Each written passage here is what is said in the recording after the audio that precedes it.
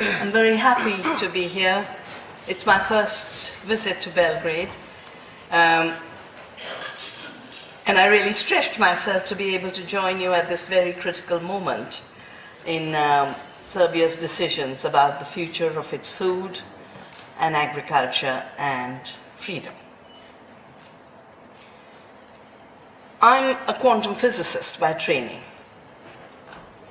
And there are two reasons why I have spent so much of my time and so much of my life working on GMOs. The first is related to the fact that quantum theory tells you, like John Fagan was telling us, that when you pull a part out, there is interconnectedness. My thesis was on non-separability in quantum theory. The mechanical philosophy assumes everything is separate. But that was a very artificial construction of the world. Even in physics, we know everything is connected. In biology, we should know even better that everything is connected, and any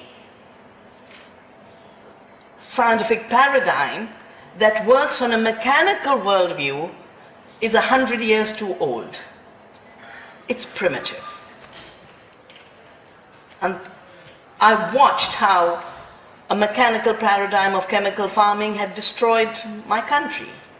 For the United Nations, I did a book on the Green Revolution and was forced to title it The Violence of the Green Revolution. Einstein had said that it's extremely easy for a lazy mind to create bigness and violence, but it takes sophistication to work in the small and work through non-violence. Agroecology is the kind of system that recognizes the relationships in nature. So having done this book on the Green Revolution, I started to get invited to agriculture meetings. And I went because I wanted to learn more. One of these meetings was in 1987, where what became the biotech industry was present. They were shaping themselves into the biotech industry. There was no genetically engineered crop in the world at that time. The old agrochemical industry was now planning to take hold of agriculture through the seed. And the argument they made was this: you have to do genetic engineering in order to claim a patent. Because when you go to a farmer and say your seed is mine, of course every farmer will say forget it. We've had it for millennia, ancestors bred it, nature gave it. So adding this one new gene in the very crude technology that was shown by John Fagan became the way to get the patent. The technology was just the excuse. The objective was owning seeds through patenting in order to collect rents from the renewal of life. It is in effect a seed tax, a seed royalty. And a company like Monsanto in the US, companies like Syngenta in Europe, wasn't a big enough market for them. So they wanted a global market. And that is why they drew into the World Trade Organization an intellectual property treaty, particularly Article 27.3b of the WTO agreement on trade-related intellectual property rights, called TRIPS. It's called trade-related because it wasn't trade-related. India, our ambassador to GATT, said, patenting is a national sovereign process. We will decide what will be patented and what will not be patented. And in India's law of 1972, which was recognized as a model law across the world, agriculture could not be patented, and in medicine, you could only have what is called a process patent, not a product patent. You couldn't own the medicine, only the method of making it, so that cheaper ways of making generic drugs were available, and that is why India is the supplier of low-cost generic medicine to the world.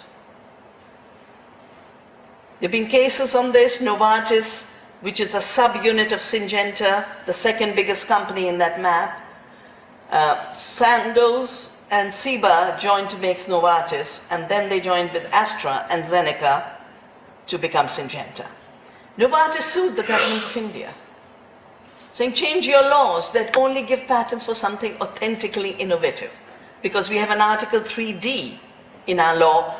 After we were taken to WTO, after we were sued through TRIPS, we still ensured that innovation was authentic innovation.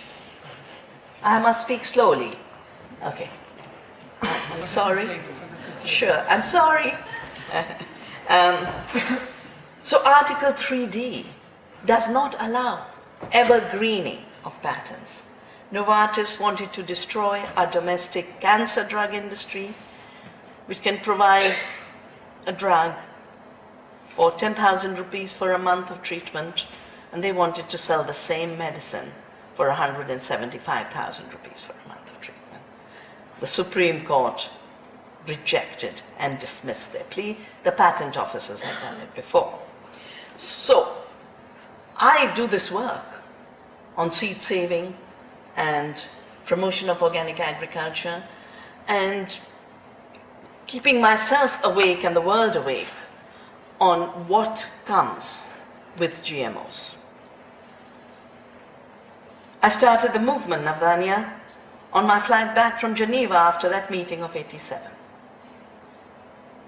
I said, if they want to patent seeds and they want a genetically modified seed, then our duty is to protect the integrity and freedom of seed.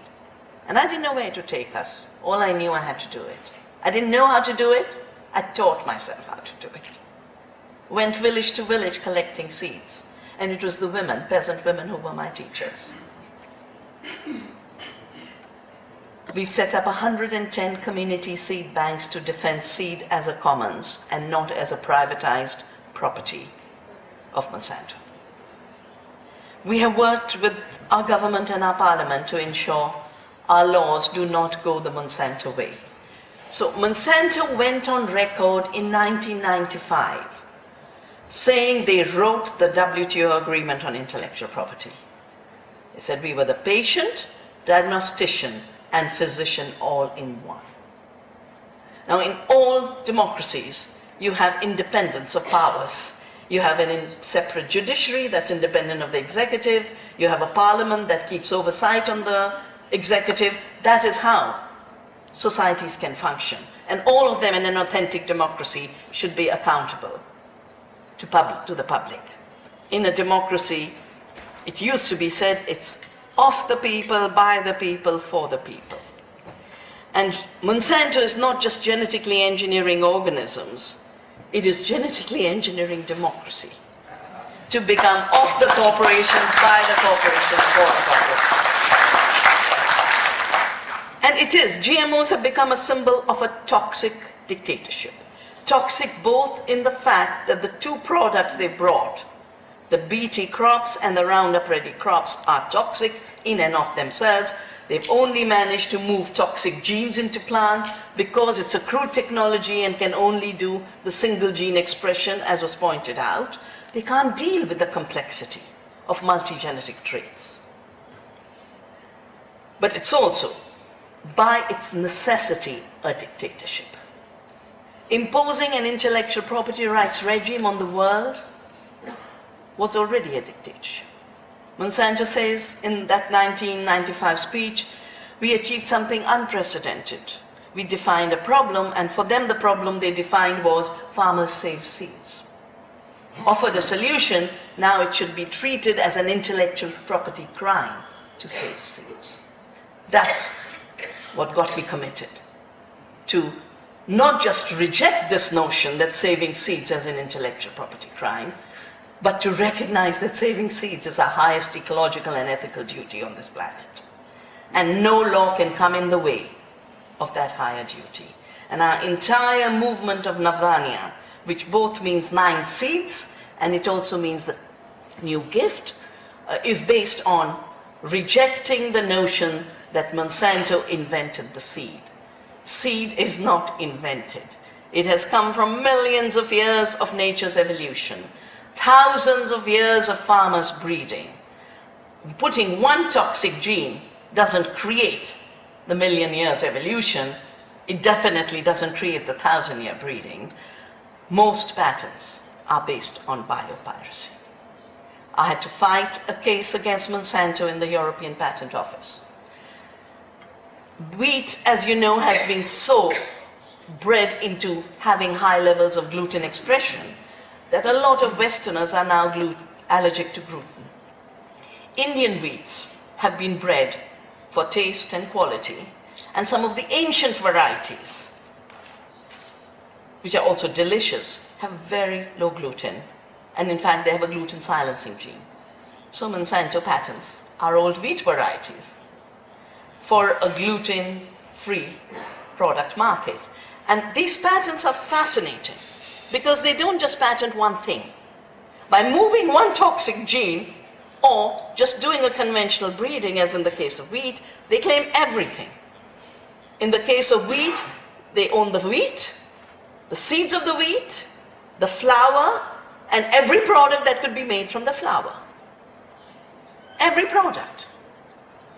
So we opposed it. I also filed cases in the European Patent Office, but in the Indian Supreme Court. And when the judges asked me, so are you saying, Dr. Shiva, that companies like Monsanto want to control our food through seed? I said, yes. In Christian religion, there's a prayer, and I went to a Catholic school, so I know it. Give us this day our daily bread. I said, that's going to become a prayer to Monsanto if you don't watch out. And we joke a lot and say GMO could in effect mean God move over.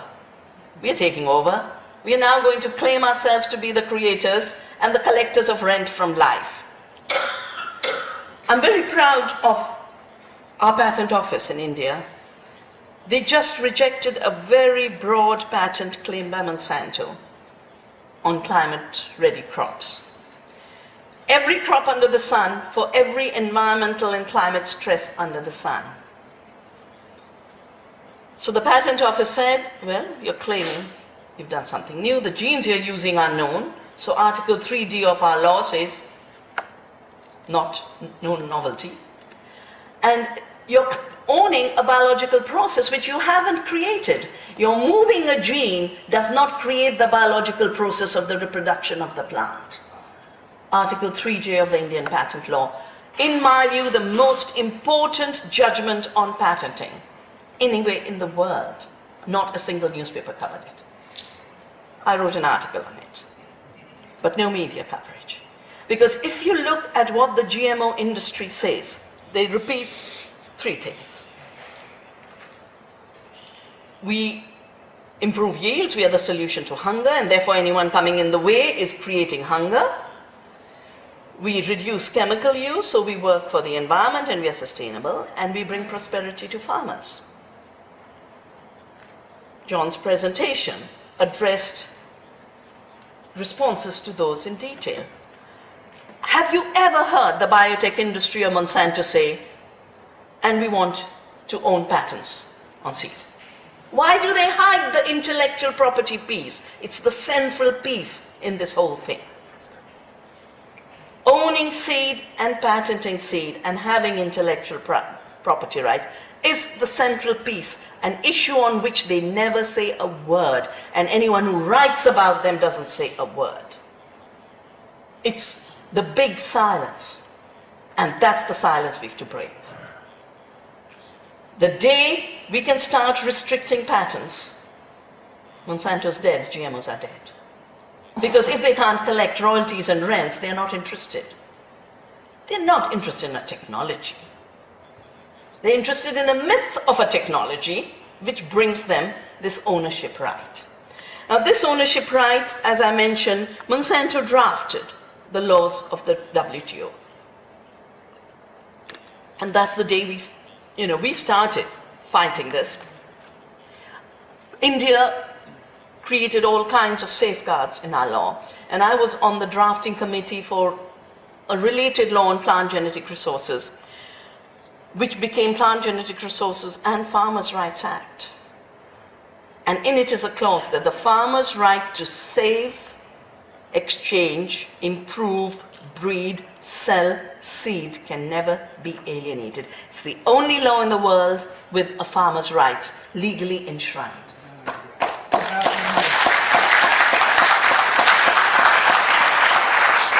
course, Monsanto wasn't happy with that at all. So they tried to sneak in a 2004 seed law to undo the farmers' rights and also undo our biosafety laws by giving fast-track approval to GM seeds pending testing. We have a strong biosafety law. There's an attempt to deregulate it, just like there's an attempt in your country to deregulate it. And if you were to make a map of the world, wherever there's a law, there's an attempt to deregulate it. Well, when the 2004 law was proposed, a law on compulsory registration, that the smallest of farmers would have to go to a central authority to seek approval for what they plant. It would mean spending money to register. It would mean spending time with the bureaucracy, and we know what bureaucracies are like. But worst, it would mean having the rejection of what your ancestors have evolved safely for millennia as not being good enough on criteria that don't reflect nature's evolution of farmers' breeding, the criteria of quality, diversity, and resilience. So I took this law and traveled the length and the breadth of the country. We did what we do in India, and I think Europe needs it now, and Serbia needs it now. Gandhi's legacy of Satyagraha, the fight for truth, the struggle for truth. Gandhi first practiced it in 1906 in South Africa, when the regime was forcing people to register. It was a compulsory registration of human beings on the basis of race. And Gandhi said, we will not be divided by race, we will not be identified by race, we are one common citizenry. And he led the Indian community to this amazing satyagraha. He then, when he moved back to India, he brought it to indigo. We were being forced to cultivate indigo, not food. He led the Champaran satyagraha. 1930, the British said, wow, we can make so much money taxing salt and preventing Indians from making their own salt by making salt a monopoly. It was called the Salt Law. Gandhi walked to the Dandi beach, picked up the salt, said, nature gives it for free. We need it for our survival. We will continue to make salt. We will not obey your law. It's called the Salt Satyagraha. We are inspired by that, and we do the Seed Satyagraha. And I did this in 2005, after the 2004 law came. Traveled the length and breadth of the country, took 100,000 signatures to our Prime Minister, Dr. Manmohan Singh, and said, we are in the land of Gandhi. And you can pass this law, but we won't obey it. So you might as well not pass it. Meantime, the Parliament, of course, woke to it, and like your Parliament is now awake to the issue and is putting, I'm so happy to hear the chair of the Environmental Committee of the Parliament talking about her draft input into whatever amendments in law have to be made. That law of 2004 has never been passed, because just as she was saying, there are liability clauses in it, farmers' rights are enshrined, farmers' rights to save seed are totally protected. So of course it's not useful for Monsanto anymore. But a similar law is being attempted by the European Commission now, at this point. On May the 6th, the European Commission drafted a law. And the tragedy of Europe is a bunch of lobbyists become Europe. Lobbyists move into the Commission and do what they want to, and they become Europe. They're the ones who are bullying you, because it's a very false bullying. How can it be that Europe can say to access to the European Union, you must allow GMOs, when 8 countries and 50 regional governments have laws to be GMO free and have bans and moratoria? If that is what is within the European Union, how can those accessing to the European Union be forced to do something beyond what the current regions and governments are doing? And I think we need a campaign on this, and I have some ideas about how this could be done. It's a compulsory registration law. Can you imagine? A Serbian peasant will have to go to Brussels to seek permission of what they can plant in their garden. It's a law based on uniformity. Only uniform seeds will be approved through this compulsory registration. And we've done a law of the seed with the top breeders, biologists, lawyers. What does a real law of the seed look like? How does seed evolve? What is good breeding? What is good breeding in times of climate change? What is good breeding in terms of quality and taste of food? Breeding has given us tasteless nutritiousness mass. The only quality of food is what it weighs. And then when it's put onto a container and sent off. It's not a food system. We are not breeding seed for food. We are not growing food and agriculture for food. Look at the figures. 72% of the food eaten today grows on small farms. That is food and agriculture data from the UNE, FAO data from the United Nations. 2013. 2013. This is in spite of all the machinery of the world trying to push industrial agriculture and GMOs. Industrial agriculture is only 28% of the food. Of the 4 GMOs, 1 is cotton. The 3 that are edible, canola is as good as failed because of the levels of contamination in Canada. So you really have corn and soya. You know how much of the corn and soya, which is the main crops accounted for by GMOs, how much of it is eaten directly by humans? Less than 10%. And that too because the poor Americans don't have labeling. The day they get labeling, it'll drop to 0. Because they'll stop eating stuff which has GMO ingredients. So even that 10% market exists, only because of absence of labeling. The rest goes to biofuels. The rest goes to animal feed. It is not food. So even if they expand the acreage, they're not going to increase food supply. They're going to decrease it. The figures of Argentina are so clear. But we have had an experience with BT cotton. The only crop that's genetically engineered and grown in India. Monsanto came into India in it came in 95, started to do what it does, lock Indian companies into joint ventures and licensing arrangements. So very rapidly, they became dependent on selling Monsanto seeds. 97, 98, they started trials. Open field trials. Put a big ad in the newspaper how the Indian farmers would get Bolgard, which is the trade name of Monsanto, for the BT cotton. And I just looked at that ad and I said, let me check. Did they check with our Environment Ministry, which has a genetic engineering approval committee, which must do mandatory testing? Environment Ministry had never heard of Monsanto or BT cotton.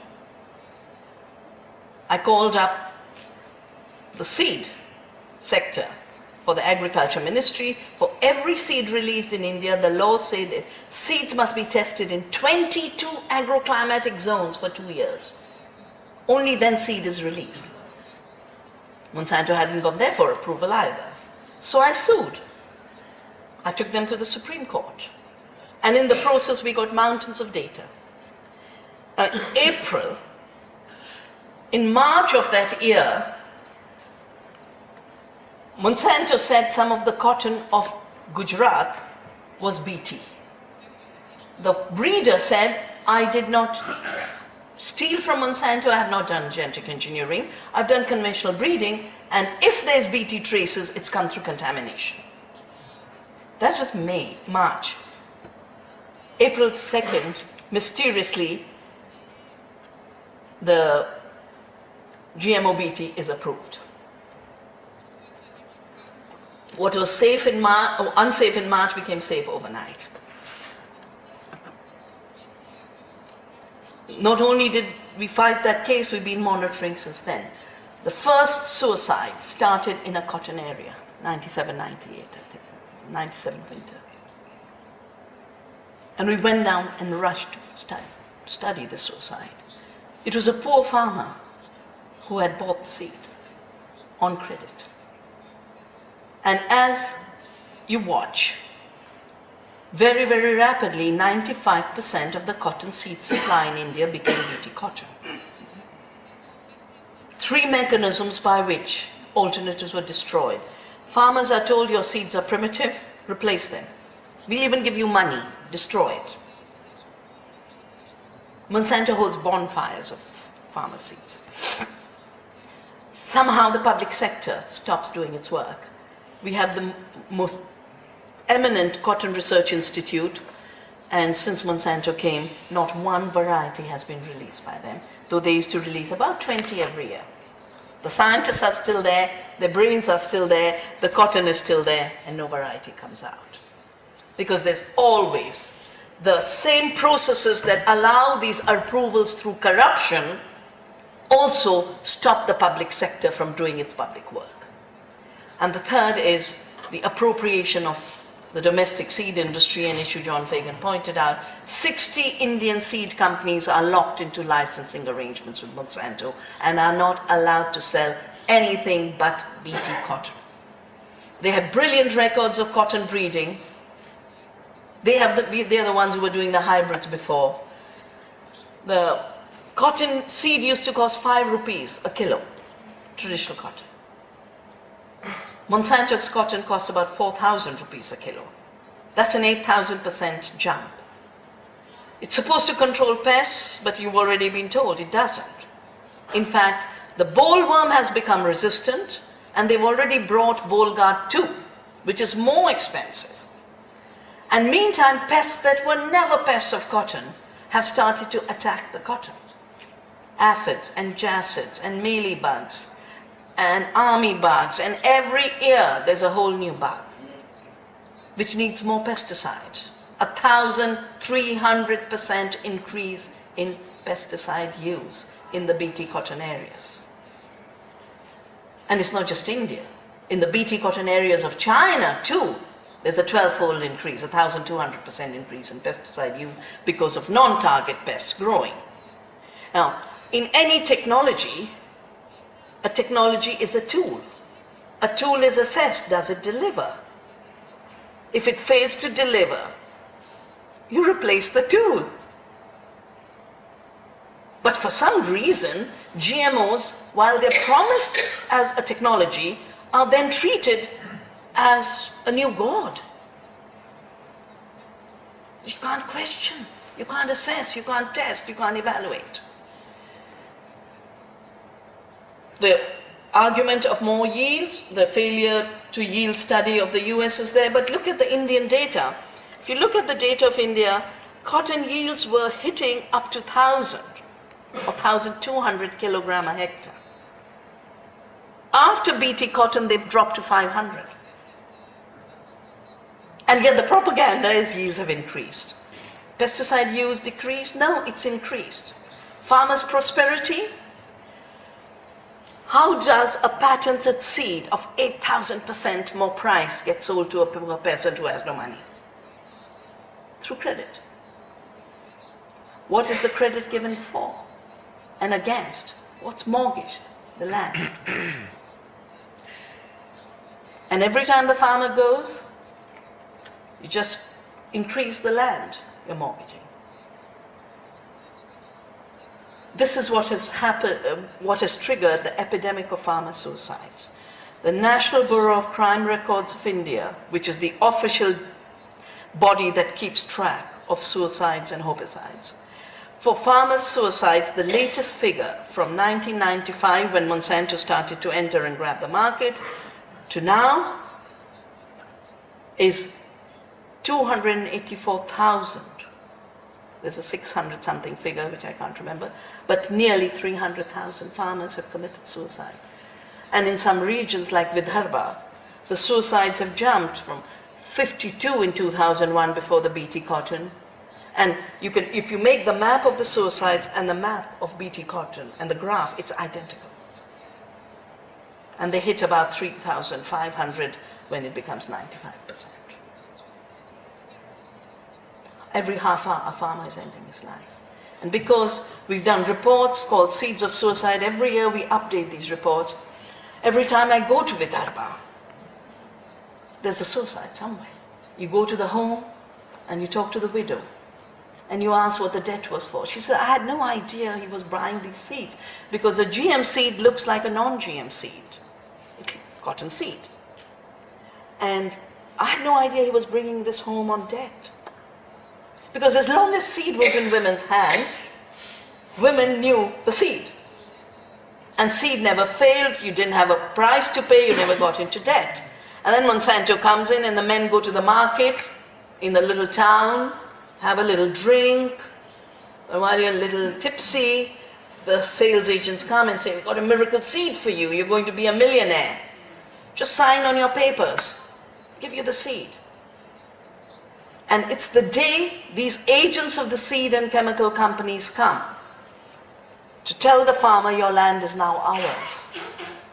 That's the day the farmer will go quietly into his field, drink a bottle of pesticide and end his life, and some passerby will see the body and come tell the widow. Case after case, 95% farmer suicides in India are like this. Pesticide deaths on the day of the land grab in the field, showing to me very clearly that farmer never wanted to lose the land. The parting with the earth, which is still a mother in most farmers' minds in India, that trauma is unbearable. So we have started to do what we do in Navdanya. We've created seed banks, we're helping farmers go organic, we're helping develop fibers of freedom. And when I was in that area on 2nd of October to launch the Seed Freedom Fortnight, one farmer dragged me. I was getting late for my flight. He said, but you have to come and see my fields. Because I took seeds from the community seed bank of old native varieties that are called primitive. It was giving him higher yield. He was not having to spray. He was doing organic. The costs of inputs had dropped in 1 year from 275,000 rupees to 9,000 rupees. That's the 3,000 rupees. Next year it will be zero. Next year it will be zero. So seed sovereignty and seed freedom, with farmers having seed in their own hands, means no suicide, no debt. Having good seed and good organic farming means protection of the environment and protection of people's health. But most importantly, it means more food. Navdanya has, I think, trained more than 750,000 farmers in seed saving and organic farming in India. And we've done studies over the last 5 years, assessing biodiversity rather than yield, because a yield measures a monoculture production of a commodity that goes into biofuel or something else. It's not a food indicator. And a monoculture can drop your food production while increasing the monoculture. A typical farm, 9 units output. If it's replaced with a monoculture maize, it'll have 5 units of maize. In the biodiverse farm, it's 4 units of maize, so it looks like you got 1 ton more. But in reality, you lost 4 tons of food. Exactly the image for Argentina that was in the figures of John Fagan's presentation. Potatoes gone, wheat gone, vegetables gone, everything we need gone. We are, through GMOs, dismantling our food and nutritional security. We've produced a report recently called Health Per Acre, in which very laboriously we took the output of biodiverse systems and then converted it to nutrition data. Across the board, much higher nutrition in biodiverse small ecological farms.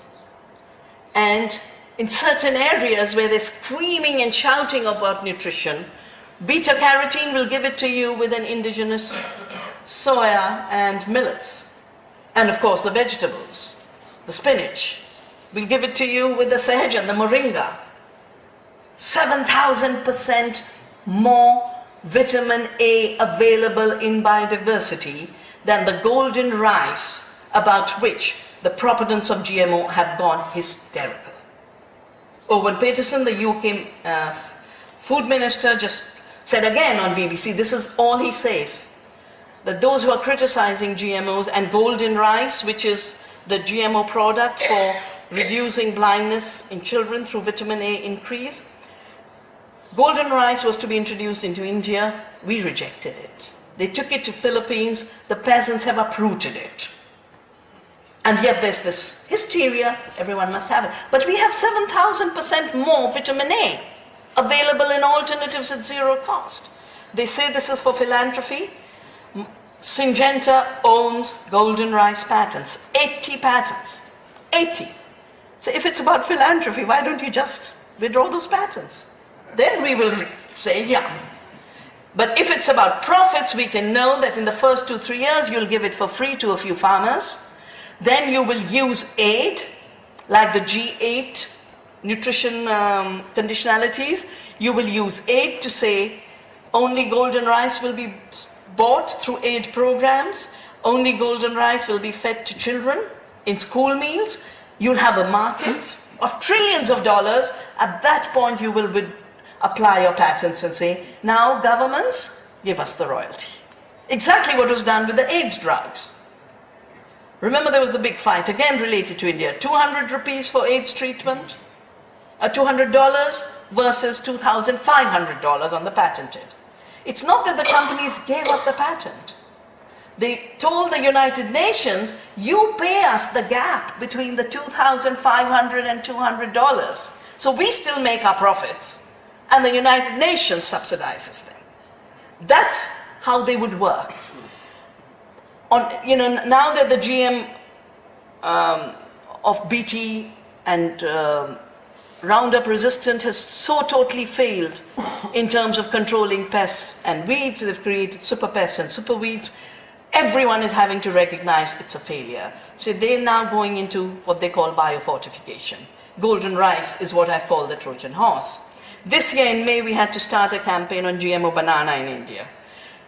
You don't get bananas from India, but India is the biggest producer and consumer of banana, with the highest diversity existing today, more than 300 varieties. You go to Kerala, one little tea shop will have 20 kinds of bananas.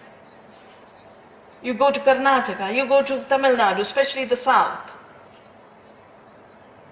They want to enrich bananas with iron. Not a very smart idea, because bananas are brilliant, but they aren't the most important crop for iron. Only 0.44 milligrams. Compared to our diet, turmeric 67, tamarind 17, poppy seeds 15, mango powder 45. We are again talking about a 3,000% richer set of alternatives. If women could continue to grow and use this diversity in our food, if we had kitchen gardens everywhere, we have two clear models today. Seeds in the hand of Monsanto and Syngenta, production and trade in the hands of the Cargills and the Conagras, processing in the hands of the Nestle's and the Pepsis, and retailing in the hands of a Walmart. Or seeds in the hands of women and peasants and children worldwide, because we want every school to have a garden, which is also a seed sanctuary, which is also a seed freedom zone from where we tell the Monsantos, this zone you cannot invade. This is patent-free, GMO-free, chemical-free. And with love, we will nurture the earth, and with love, we will protect the seed. Those gardens everywhere, community gardens, women's gardens, they are exploding, exploding. 2 years ago, I just told them, the government of Rome, I said, this crisis can only be dealt with, the economic crisis, only dealt with if young people who are unemployed start to garden and grow food. They're doing that. Hundreds of gardens. And Rome is now writing a law to legalize the occupation by young unemployed people of the public lands. saying we have to address three problems. The ecological catastrophe, of which industrial agriculture is at the heart of biodiversity erosion, soil destruction, water destruction, and climate change. 40%. I wrote a book called Soil Not Oil. 40% of all greenhouse gases come from an industrialized model of agriculture and a globalized model of trade. The problem of health, 1 billion people hungry, but 2 billion suffering from diseases related to food. Totally avoidable if we begin with healthy seed, grow healthy food, and ensure that we eat healthy. Those are the rights which are being threatened by a GMO culture. A GMO is not a thing. A GMO is a system of power. It's a system of distorted, untruthful knowledge and propaganda replacing science, which is why our friends like Arpad Putzai, like Seralini, like Ignatius Chapella are hounded. If I hadn't left a scientific job in '82 to start an independent foundation, and if I was still in the Indian Institute of Science in India, I would have been an Arpad Putzai. But I left to work for movements and to work for society.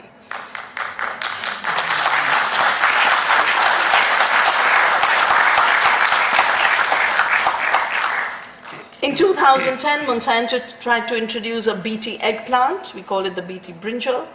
We have 4,500 varieties of brinjal. It's India's home of brinjal.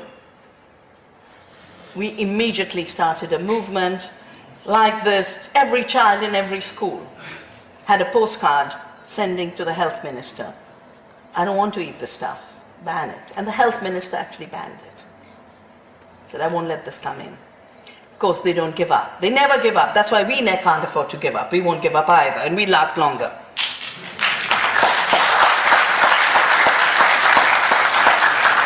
So we continue the movement. We compelled the Environment Ministry to hold public hearings, say, don't just listen to the lobbyists who can come to Delhi. Listen to the people by going to the remote parts of the country.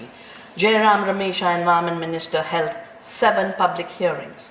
And realized when he went to the regions, the farmers don't want it, people don't want it, and the scientists say, but there is no pest like that in brinjal. And we have no deficiency in production. We have so much brinjal, we are feeding brinjal to our animals. So every argument turned out to be false.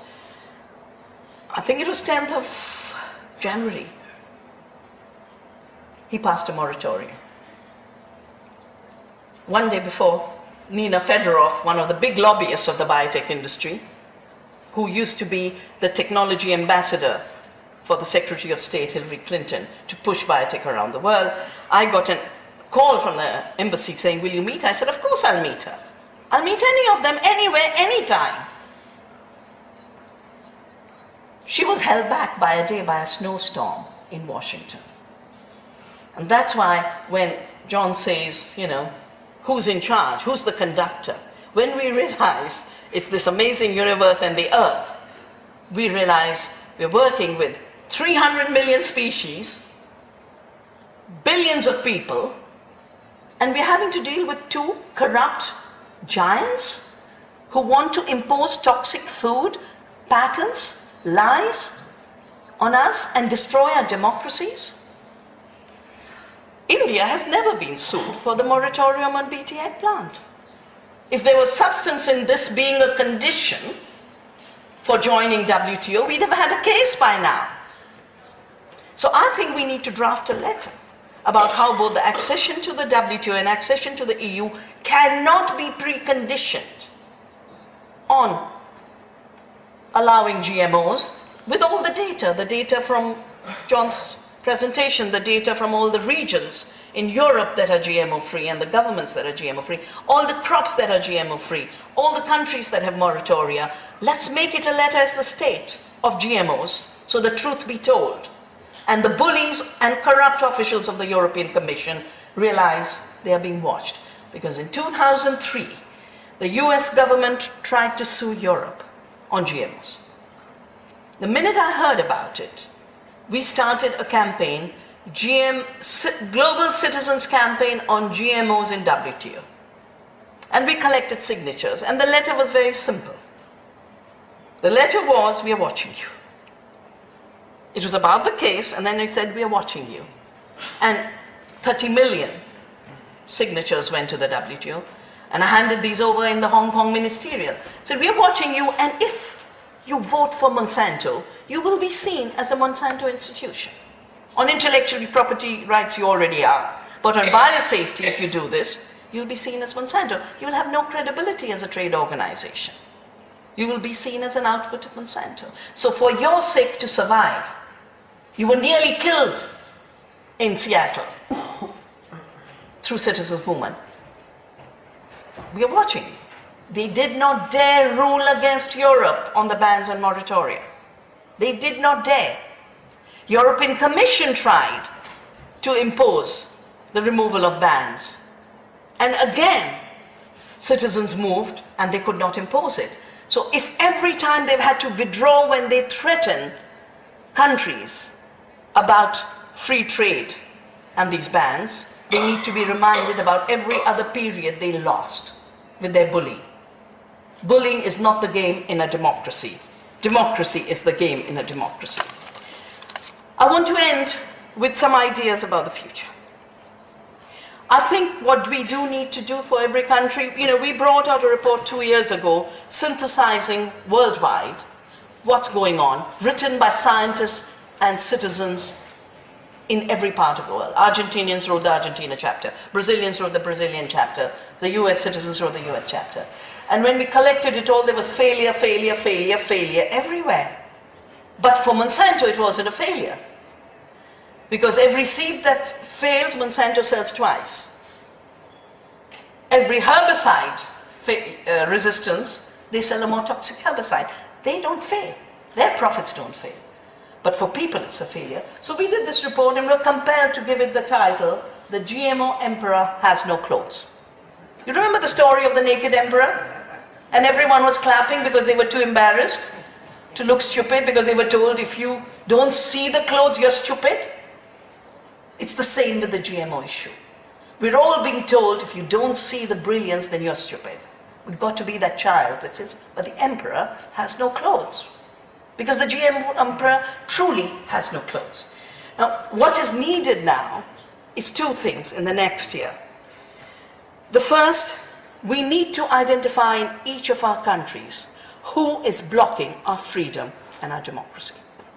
Which is the corrupt politician, which is the corrupt bureaucrat, which is the scientist for sale, and which is the media person telling false stories. Once we have this for every country, we put it up next year on the internet. So their blackmailing capacity will go. They will be known to be the people who clap for the naked emperor. The second, we got to celebrate the fact that the main food security system is the biodiverse, the organic, the small. That's the future. The European law is trying to call it the niche market in seed. And we are saying, I told the European parliamentarians, create a slogan, we are not the niche, we are the future. Organic will not be a niche, we are the future. Not only will GMO not be a niche, it will be finished as the alternative grows. And for that, yesterday we launched a campaign for a whole year. Let's recognize the people in our areas who are the real food heroes who bring us real food. Because Monsanto gave itself a World Food Prize yesterday. I think the award will be today, actually. The ceremony is today. But they're on the board, or they're on the sponsorship of the World Food Prize, and they give it to themselves. So we said, let's honor the real food heroes that bring us real food. Who are the food heroes? The organic farmers, the seed savers, the mothers, those who cook for us, the little cafe that still cares, the little small business that's trying to bring good food to people, the researcher who stands tall in integrity and independence. And I can see here in Serbia, that's a community that really deserves to be heroes. The politicians who defended democracy and integrity. We have a lot of work to do, but there's a lot to celebrate. Last year we brought out this massive seed freedom report, which is the stories of seed saving around the world. Because seed freedom is the freedom of the seed to evolve with its full evolutionary potential, the freedom of the farmer to be able to have their seed, save their seed, freedom of the breeder to be able to breed good quality seeds, freedom of the eater and the mother to be able to get safe food to their children. I'm going to leave these as a small gift with all of you for your campaign, and I would like to invite you to contribute to these because we're going to update them this year. And I've traveled to tell you, we are with you, and we'll be with you till you make the change.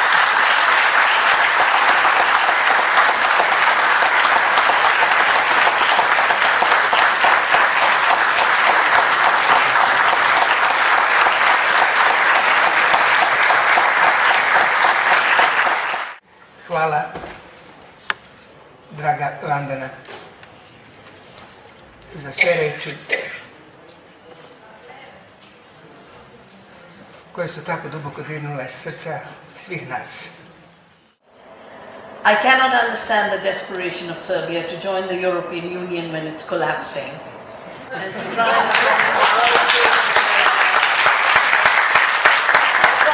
the World Trade Organization when, as Pascal Lamy, the last Director General, said it is in intensive care since yeah.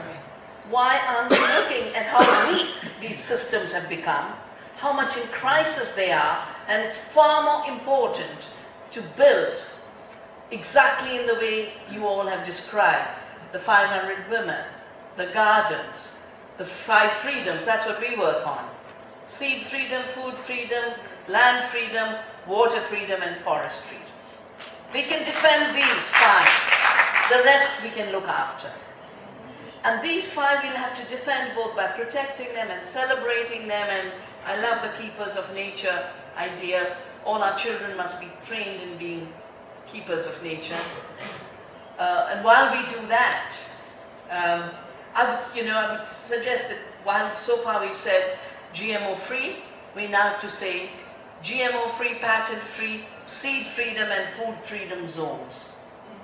So we start claiming the positive that we are shaping. And we've worked very hard on this law of the seed, which can be adopted at the local level, at the private individual level. It can be adopted by the local governments that have become GMO free. And it's basically shifting from this idea of uniformity and centralization and a non-sustainable system to the 3 qualities that came up all the time in the discussion today: diversity, quality, and resilience. Both resilience in terms of economic resilience to funny markets, as well as ecological resilience to climate change and disease. And we've got to work, you have to work, we do the work, got to constantly watch the bureaucrats, the parliament. And the point is, if they do, in spite of all the warnings and in spite of all the movements, end up creating a desperate change that is totally unjustified in today's world context, then we always have the path that Gandhi gave us. When I heard these companies first, I said, how do we deal with them? And I was inspired by Gandhi saying, as long as the superstition exists that unjust law must be obeyed, so long will slavery exist. It is our duty to not obey unjust law. So, a corrupt parliament or a corrupt bureaucracy or a corrupt state can pass a law, but we don't have to adopt it. We can only say yes and put our lives. And as we expand these zones, when you gave the figures of the 4,000 villages, 1,900 are empty. And then you've got a movement, let's go back to the villages. I think these are amazing new trends that must grow. Finally, you said, I don't know how I like you. I love you anyway because you're wonderful people. I have never seen such a large concentration of scientists, of doctors in this fight anywhere else. The privileged don't join. The peasants are there, the youth are there.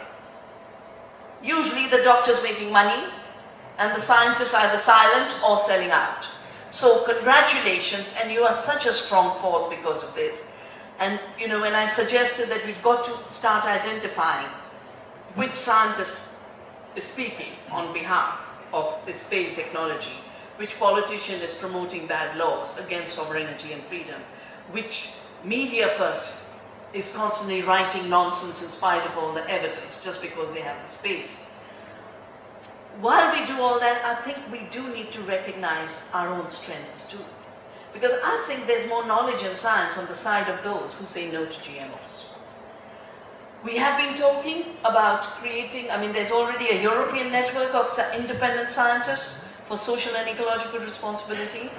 And I think every country should evolve its own network.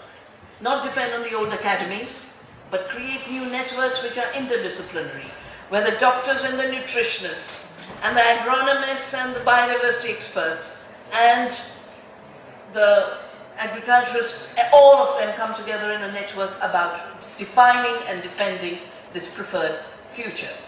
But the final reason I think I love you all is if you're in the jungle, we are in the jungle. And the jungle is the best place to be. Because